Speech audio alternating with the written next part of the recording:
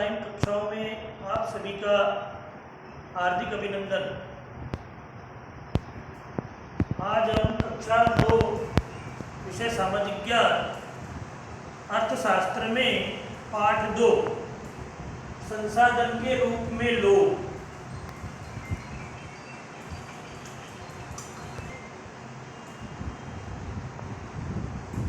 संसाधन किसे कहते हैं, संसाधन क्या है। संसाधन के रूप में लोगों के रूप में अपन ने सकल और विलास की कहानी पढ़ी थी। सकल की माँ शीला अपना घर का कार्य करती है, पिता बूटा सिंह वो कृषि कार्य करके कुछ आमदनी प्राप्त करते हैं और अपने पुत्र सकल को पढ़ाते हैं।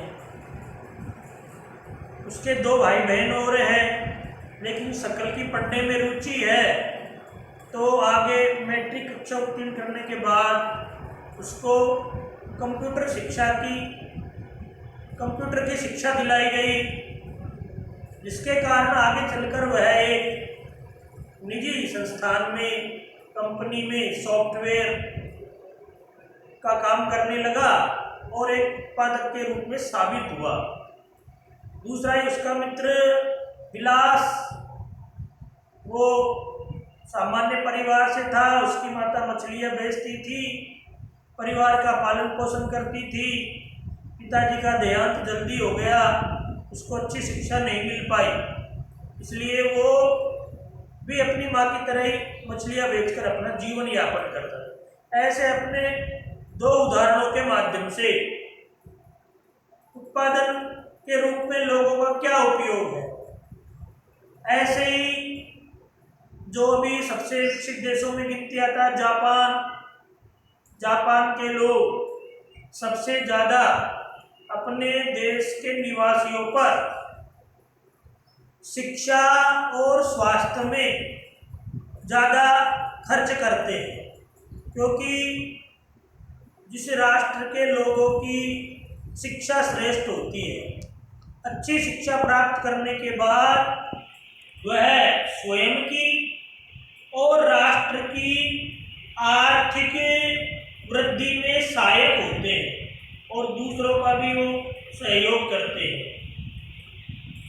आज हमें इस पाठ में आगे भारतीय अर्थव्यवस्था के क्षेत्र यानी व्यक्ति को स्वयं की अर्थव्यवस्था को सुदृढ़ बनाने के लिए कौन कौन से क्षेत्रों में काम करते हैं लोग। जब व्यक्ति की आर्थिक स्थिति अच्छी होती है तभी राष्ट्र की आर्थिक स्थिति अच्छी होती है। तो भारतीय अर्थव्यवस्था के 3 प्रमुख क्षेत्र है। पहला है प्राथमिक क्षेत्र। प्राथमिक क्षेत्र के अंतर्गत कौन कौन से कार्य किए जाते हैं।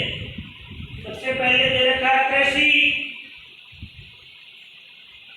हमारे भारत देश में 70% से ज्यादा लोग अपनी आजीविका चलाने के लिए कृषि पर निर्भर है।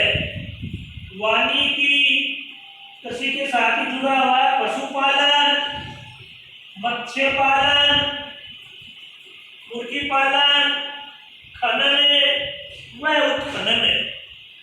ये सारी क्रियाएं प्राथमिक क्षेत्र के अंतर्गत सम्मिलित की गई है। इन सारे कार्यों को करने से व्यक्ति अपनी आय को बढ़ाता है और प्राथमिक क्षेत्र के अंतर्गत ये कार्य किए जाते हैं। दूसरा अर्थव्यवस्था का द्वितीय क्षेत्र है विनिर्माण। सबसे पहले विनिर्माण किसे कहते हैं, इसकी जानकारी करेंगे। प्रकृति से प्राप्त कच्चे उत्पाद को मानव अपनी आवश्यकता के लिए विभिन्न रूपों में परिवर्तित करके उपयोगी बनाता है, उसे विनिर्माण कहते हैं। प्रकृति से प्राप्त कच्चे उत्पादों को मानव अपनी आवश्यकता के लिए विभिन्न रूपों में परिवर्तित करता है और अपने लिए उपयोगी बनाता है, वो भी निर्माण है। उदाहरण के लिए जैसे कपास है, प्रकृति से प्राप्त कच्चा उत्पाद है। कपास को मशीनों के द्वारा उसको कपास में से अपनी भाषा में काकड़े बोलते बिलोना, उसको अलग किया जाता है, रुई को अलग किया जाता है। फिर जो पावर लूम की रेशों की मशीनें होती है उसके द्वारा धागा बनाया जाता है। धागे के बाद में उससे रेशे के माध्यम से कपड़ा बनाया जाता है। तो ये भी निर्माण का कार्य है। ऐसे ही दूसरा उदाहरण हम समझ सकते हैं, कृषि से प्राप्त उत्पाद है गन्ना। गन्ने का पहले चरखी जिसे बोलते हैं मशीनों के द्वारा उसका रस निकाला जाता है और उसके पश्चात उसको गर्म करके कढ़ाइयों में ठंडा करके गुड़ बनाया जाता है। उससे चीनी, शक्कर, चुकंदर आदि का निर्माण किया जाता है। तो ये हो गया विनिर्माण। तीसरा तृतीय क्षेत्रक है।